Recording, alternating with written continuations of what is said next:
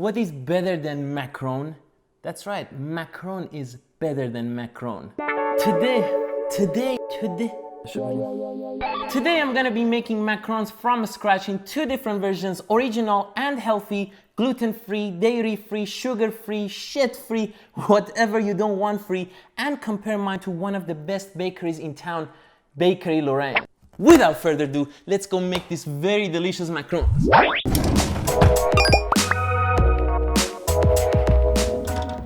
Hello dudes, I'm doing something very risky today because this is the first time I'm making macarons. But you know, I'm crazy and I'll keep making this till I get this right, so I don't care even if I fail. I'm super excited though because I'm gonna be making the classic version for those who don't mind to be fat, and gluten-dairy-sugar-free version for those who want to stay healthy and sexy. Macaron is one of the most delicious desserts, but also super challenging to get it right and very easy to mess it up. A perfect macaron should be crispy outside, chewy inside, also should have the classic feet and smooth top. First, we're gonna start with our dry ingredients. We need our dry ingredients to be super fine to ensure getting that very smooth top on our macarons. Add 220 grams almond flour, 180 grams sugar powder, and 1 teaspoon salt to the food processor. Here I made my first mistake by letting the food processor run for a long time. That's why I end up having a bunch of lumps because the almond flour start becoming almond butter. What you need to do is called pulsing, which means turning on the motor for 1 second, turning it off for another second, then turn it back on for 1 second, and keep doing this for 10 to 15 times max, which essentially gives the dry ingredients time to drip down near the blades and break down the lumps. Pulsing is one of the most important food processor technique, which allows you to keep an eye on the texture of your food to ensure that you are not over processing it. Next very important thing you have to do is to sift the dry ingredients a few times after pulsing in the food processor to ensure getting that really smooth top surface and throwing away the remaining lumps. The second mistake I did was repeating the food processor step 3 damn times. I don't know what the heck I was thinking about. Well, don't judge me, that was my first time, and always remember this fundamental point in cooking and baking, that you only make good food by making bad food. For the healthy version, I use the same amount of ingredients and follow the exact same methods for the classic version. However, I use powdered artificial sweetener instead of regular sugar. The choice of what kind of artificial sweetener you are using is yours, but I use powdered erythritol. I already made a video on how to make healthy sugar-free jellies and explain different popular kinds of artificial sweeteners there, so make sure to check it out. The link is right here and the description below. Anyways, next we're gonna work on our liquid ingredients. 3 egg whites in the bowl that are already come to room temperature for at least 30 minutes. This is very important because having those damn egg whites rest result in a much fluffier, airier meringue. Well, I did this damn step right, thanks Lord. You can be very creative in separating egg whites and yolks from each other, but I found using my hand the easiest way because I'm gross. Nah, I'm just kidding.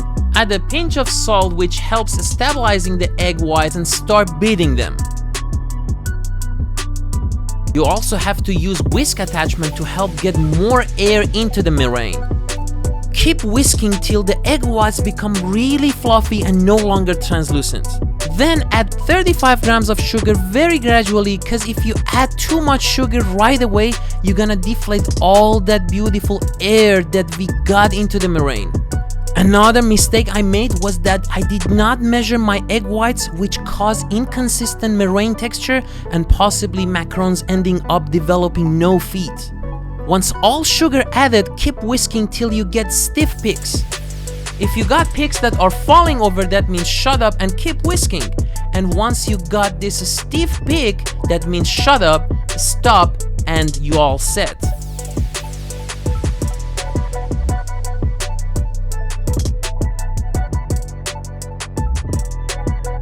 Once you got the stiff peak right, you can add some food extract and coloring depending on what flavor you wish to make. Here I added half a teaspoon of raspberry extract along with 2 to 3 drops of pink food color to make that beautiful pinky color. A fun test will be flipping the bowl on your head and pray for the meringue to not fall over on your damn head. Another important tip is to use gel color instead of liquid, cause liquid colors make your meringue wet and your macarons end up having no feet. Also, gel gives better vibrant color to the meringue. Now it's time to combine dry and wet ingredient which called macaronage. Sounds so sexy. Well, it's not, dude. It's fucking mess. I'll show you. So I added half of my dry ingredients to the meringue and combined them haphazardly, but that was another mistake I made. Oh gosh. What you need to do is to scrape the bowl on the sides and push the mix down with the spatula, which ensures to beat up any remaining air bubbles and ultimately getting a really consistent cookie. You have to keep your eyes on the texture of your mix cause there is no such a magic number of times that you need to do macaronage. One of the most important thing in making this sexy tough cookie is to make sure nailing the exact right texture by avoiding overmixing or undermixing the batter, cause if you do anything wrong, baby, you gotta start over. You gotta make sure that the texture is not too thick or too thin. A popular test is figure 8 test. So once all ingredients incorporated, grab some of the mix with your spatula and go really slowly. If you can do a figure 8 without a breaking, then stop right there and do not mix further. Once the batter is ready, fill your baking pipe with round tip. Place a parchment paper on your baking sheet, and here I cheated a little bit and used the Macarons silken mat underneath the parchment paper as my sizing guide. Guys, a lot of recipes recommend using silken mat instead of parchment paper, but silken mat makes your cookies a little moist, which is what you don't want, whereas parchment paper really dries your cookies out, which is what exactly you want. Pipe perpendicular to the surface of parchment paper till the size is about 1.5 inches wide. Once the macarons are piped, it's time to tap the tray several times. Do not skip this very important step cause dropping the tray helps beating the air bubbles out, which cause surface breaks or hollow macarons, and also it ensures that you get a really smooth surface on top. Next, let the macarons rest in the room temperature exposed to air for 30 to 60 minutes. This will develop a skin on the surface of the macarons, and if you do not do that, they won't rise properly during baking. For the healthy version, again the same exact amount of ingredients, but I use erythritol instead of regular sugar.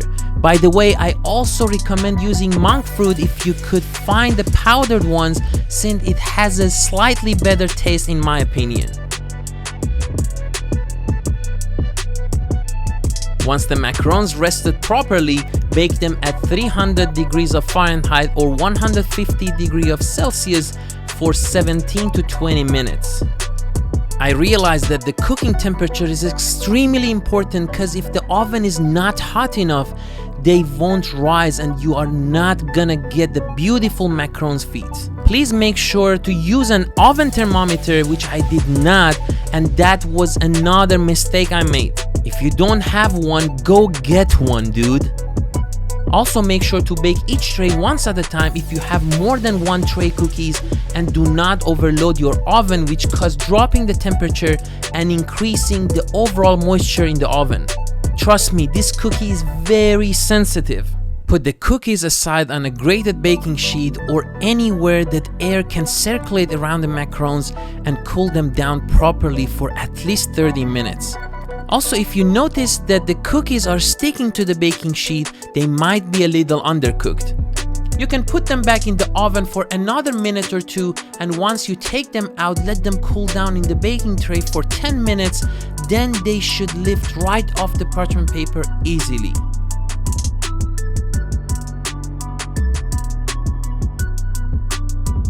In the meantime, it's time to make our fillings. The choice is truly endless. You can fill them with classic buttercream, custard, lemon curd, or chocolate ganache. I picked white chocolate raspberry filling. Why? I don't know why, frankly. I guess because I use raspberry extract and pink color, perhaps.